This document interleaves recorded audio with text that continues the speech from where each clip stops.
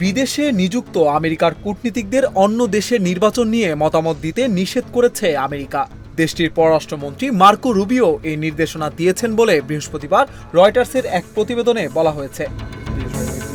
রয়টার্সের হাতে আসা একটি গোপন নথি অনুসারে মার্কিন পররাষ্ট্রমন্ত্রী মার্কো রুবিও বিশ্বব্যাপী মার্কিন কূটনীতিকদের বিদেশি নির্বাচনের ন্যায্যতা বা বৈধতা নিয়ে মন্তব্য না করার নির্দেশ দিয়েছেন।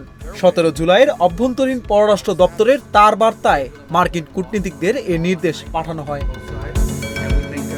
নির্দেশনায় আরও বলা হয়, স্পষ্ট এবং আকর্ষণীয় বৈদেশিক নীতির স্বার্থ না থাকলে পররাষ্ট্র দপ্তর ওয়াশিংটন থেকে আর নির্বাচন সম্পর্কিত বিবৃতি বা সোশ্যাল মিডিয়ায় পোস্ট করবে না।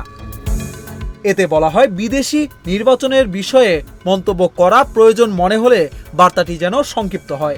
এক্ষেত্রে বিজয়ী প্রার্থীকে অভিনন্দন জানানো এবং বৈদেশিক নীতির স্বার্থগুলো উল্লেখ করা যেতে পারে।